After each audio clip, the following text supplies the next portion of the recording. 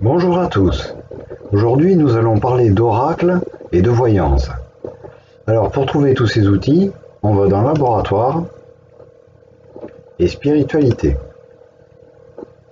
Alors, le premier outil que je vais vous présenter, c'est Oracle, tout simplement.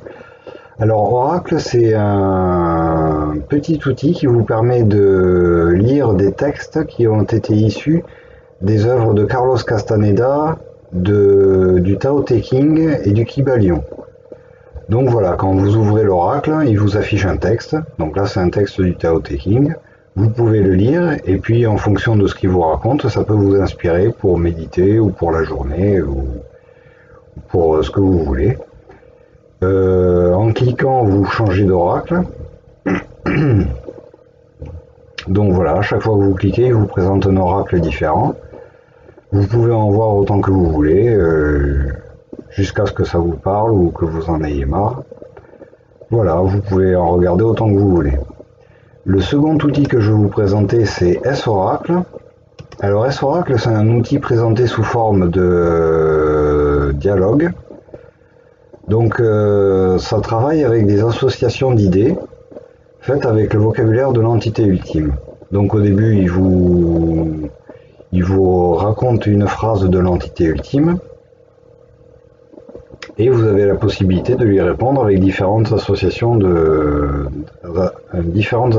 d'idées. Si vous ne savez pas laquelle choisir, vous cliquez sur les trois petits points, il vous en présente d'autres et il change de discussion.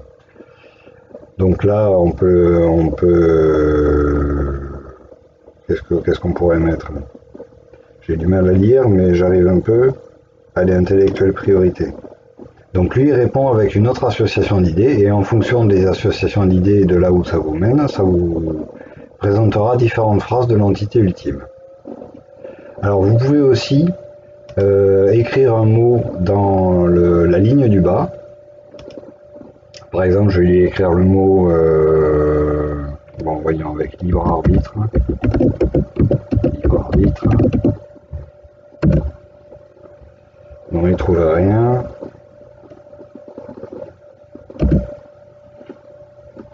Je vais mettre juste arbitre. Voilà, donc là il vous répond avec une phrase qui parle du libre arbitre. Donc il faut mettre un seul mot et il va piocher dans l'entité ultime, dans la série de phrases de l'entité ultime, une phrase qui contient le mot que vous avez écrit dans la ligne du bas. Vous pouvez continuer la discussion avec des associations d'idées et lui il va essayer de trouver des phrases qui correspondent aux associations d'idées que vous choisissez. Voilà, donc ce petit outil est assez pratique pour suivre le fil de vos pensées et naviguer à travers les phrases de l'entité ultime. Ensuite, le troisième outil que je vais vous présenter, c'est Cardunella. Alors Cardunella, c'est un système de tirage de cartes. C'est un système de tirage de cartes qui vous permet, à partir d'un jeu qui est de base trié, de faire des prédictions ou des prédictions ou des comment ça s'appelle? Je sais plus, j'ai plus le nom en tête, mais si vous avez une idée, par exemple, si vous avez un projet, vous pouvez savoir comment ce projet, sous quels auspices ce projet va se situer. Donc au départ, le jeu est trié, vous pouvez mélanger, couper et distribuer, et retrier le jeu. Donc vous pouvez faire ça autant de fois que vous voulez, ne terminez pas par jeu trié parce que sinon vous aurez toujours les mêmes oracles. Donc là on va commencer par jeu trié, on va mélanger 2-3 fois, on va couper une fois et on va distribuer. Et là donc il y a 25 cartes qui sont posées et une 26e à côté. La 26e c'est c'est votre carte et ça vous permet de savoir si l'oracle concerne bien ce que vous voulez. Donc vous avez le texte correspondant dans le tooltip associé à la carte. Et si ça correspond, vous pouvez retourner autant de cartes que vous voulez. Alors il y a deux axes de recherche dans ce système de 25 cartes. De la gauche vers la droite, c'est de l'intérieur vers l'extérieur. Et du haut vers le bas, c'est du passé vers le futur, ou l'inverse. Donc vous pouvez vous pouvez retourner autant de cartes que vous voulez, faire la forme que vous voulez. Et en fonction de la carte que vous retournez, il y a un petit texte associé qui vous indique ce que signifie la carte. Donc il y a des textes associés sur ce que signifie chaque carte et aussi sur ce que signifient ses voisins, ses voisines. À savoir que quand vous retournez la carte complètement à droite, elle est voisine de la carte complètement à gauche. Donc la carte complètement à droite est à gauche de la carte complètement à gauche, et la carte complètement à gauche est à droite de la carte complètement à droite. Voilà, donc vous retournez autant de cartes que vous voulez, et si vous prenez le temps de lire les textes, peut-être que ça vous inspirera pour savoir comment diriger votre projet ou vos pensées. Voilà, alors le quatrième outil, c'est un outil qui est dédié à la voyance, plus principalement.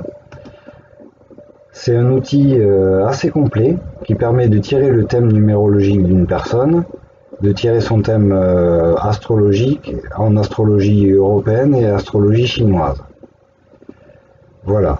Donc, alors ça a l'air un peu compliqué comme ça, mais c'est assez simple. Ici, vous choisissez le genre, homme ou femme. Vous pouvez choisir la date de naissance et vous pouvez choisir le nom et le prénom.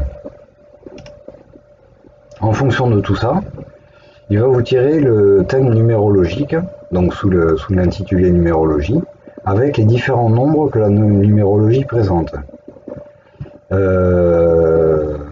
Si vous cliquez sur un nombre, il y aura un texte associé qui vous indiquera ce que signifie ce nombre. Voilà, vous pouvez lire ce texte et ça peut vous inspirer. Le numéro donné pour le chemin est assez intéressant parce qu'il vous donne, bon, il est assez long, mais il vous donne à la fin un horoscope de la journée en cours, si ça vous intéresse, en suivant des grands axes thématiques. Donc vous voyez, vous avez un grand axe thématique pour chaque tranche horaire de 0 à 6 heures, de 6 heures à 12 heures, etc. Comme ça, vous pouvez voir sous quels auspices vous aurez votre journée. Alors, la série dans voyance, il n'y a pas que ça. Il n'y a pas que la numérologie. Donc la numérologie, en fait, d'une manière générale, un thème numérologique, c'est une façon de présenter votre caractère, votre personnalité, et d'indiquer... l'idée, c'est d'indiquer quel est votre destin. Donc ça, c'est l'idée de base. Après, on y croit, on n'y croit pas. Dans tous les cas, méfiez-vous de l'effet Barnum, c'est-à-dire que les textes d'astrologie et de numérologie sont faits pour parler au maximum de personnes. Donc c'est normal que vous vous y retrouviez dedans, mais ça peut vous indiquer des points sur lesquels focaliser votre attention. Est-ce qu'on va vous dire de faire attention à vos rencontres? Est-ce qu'on va vous dire de faire attention à votre travail? Si c'est les rencontres et le travail, ben peut-être une rencontre au travail, ou donc vous allez être attentif à ce qui se passe à votre travail au niveau des rencontres.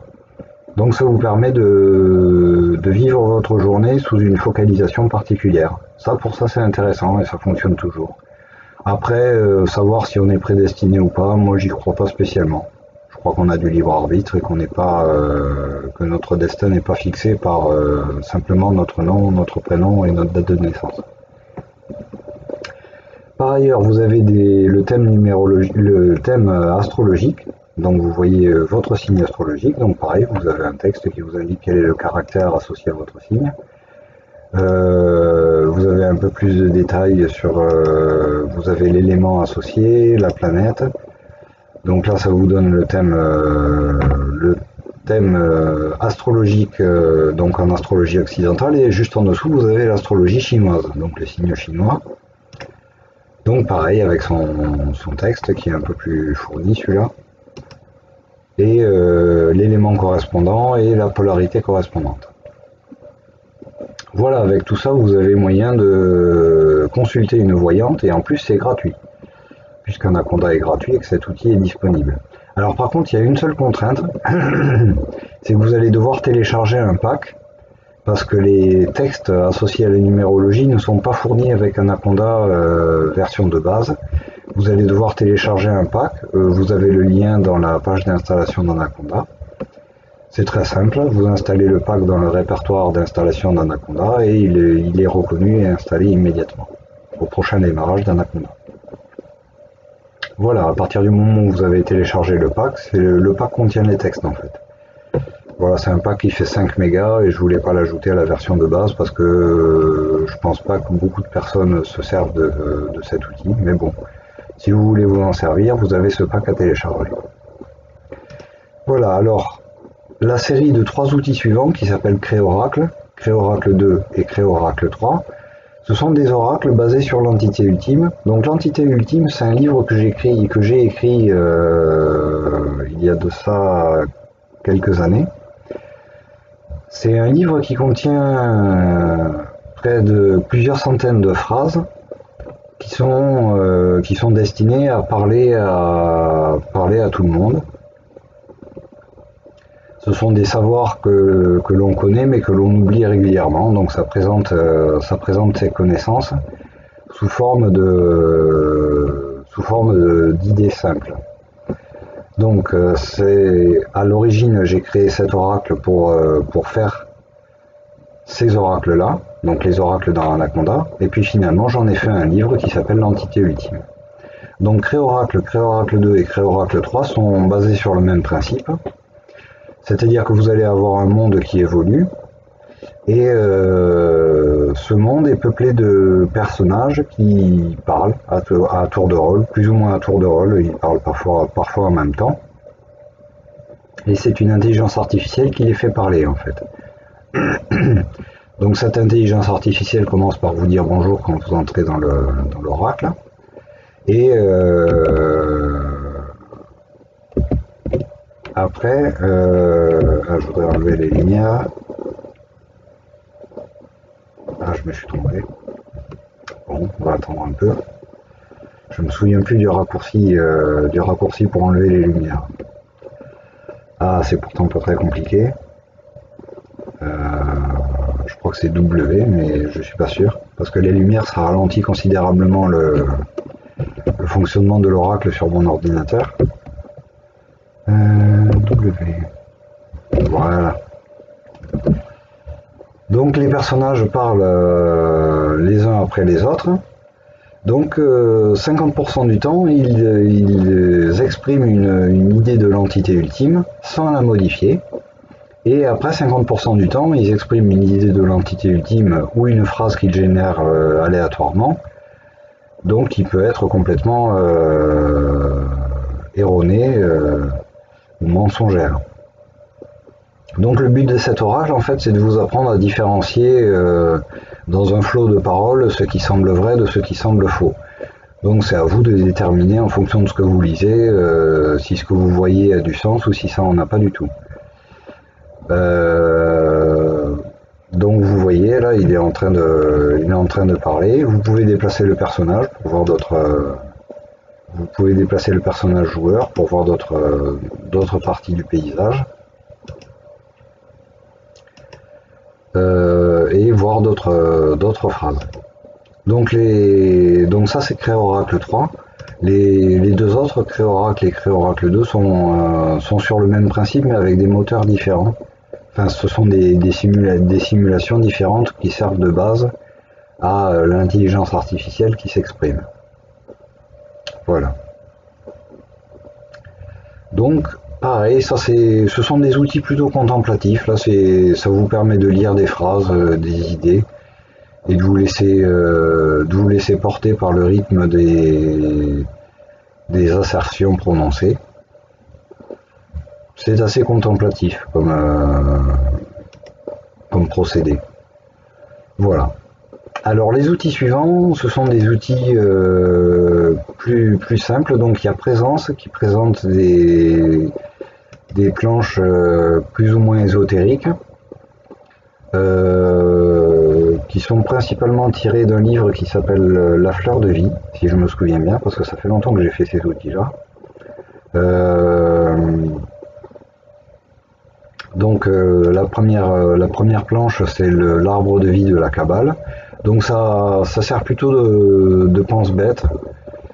C'est pour vous remémorer, par exemple ici l'arbre de vie, pour vous remémorer les différentes sphères qui le composent et le trajet pour aller de l'incarnation à la désincarnation, ou l'inverse. Ensuite, vous avez un visuel qui présente les différents chakras sur le corps humain, ainsi que ce que les mystiques appellent la Merkaba. Alors la Merkaba, c'est un véhicule céleste. Je ne suis pas très connaisseur de ce sujet, mais bon, ça me faisait envie de la représenter pour voir quelle forme ça avait. Donc si vous laissez l'animation se dérouler, la Merkaba se met à tourner. Alors normalement, d'après ceux qui en parlent, qui connaissent le sujet, les deux tétraèdres tournent en sens inverse l'un de l'autre. Là, pour la représentation que j'ai choisie, ils tournent tous les deux dans le même sens, mais la vérité c'est qu'ils tournent tous les deux en sens inverse l'un de l'autre. Ensuite, vous avez une représentation de la propagation de la conscience, donc partant du centre, vers l'avant, vers l'arrière, la droite, la gauche, le haut, le bas, et ainsi de suite, pour composer la sphère de la propagation de la conscience. Ensuite, vous avez le fruit de vie, représenté sous forme de géométrie sacrée. C'est une forme de géométrie sacrée, donc vous voyez son évolution et sa construction par succession de dessins de cercles. Voilà, jusqu'à faire le fruit de vie en entier. Ensuite, vous avez le fruit de vie pareil mais animé. Donc là, si vous laissez la souris au repos pendant quelques secondes, la figure va se mettre à tourner sur elle-même, comme vous le voyez. Voilà, si vous bougez la souris, elle va se stopper. Et la dernière animation, c'est une évocation artistique du processus de synchronisation, de synchronicité, du fait que quand les ondes se rencontrent, ça crée quelque chose de nouveau, un être nouveau, une nouvelle forme de conscience, un élargissement de conscience, ce que vous voulez. C'est libre d'interprétation. C'est une petite œuvre que j'ai dessinée en m'inspirant de mes diverses lectures. Voilà, donc ça c'est pour présence. Donc vous revenez à l'arbre de vie quand vous cliquez sur la dernière animation. Ensuite, une clé et une prière sont des textes que j'ai écrits il y a assez longtemps et que j'ai intégrés à l'entité ultime. Donc vous pouvez les lire et puis ça peut vous inspirer. Ce sont deux petits textes très faciles à lire et très succincts. Donc la clé présente une façon de voir le monde à travers les 10 chiffres. Et la prière, c'est une prière de remerciement à l'ensemble de tout ce qui existe, au tout. Voilà, ce sont des textes sans grande prétention, mais qui sont assez jolis. Voilà, je vous ai présenté les outils de la branche spiritualité d'Anaconda.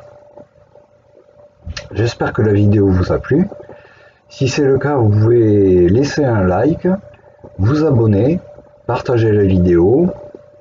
Je crois que c'est tout ce que vous pouvez faire. Laisser un like, vous abonner, ou rejoindre le Discord aussi, ou commenter. Voilà. Sur ce, je vous laisse. Je vous dis à la prochaine.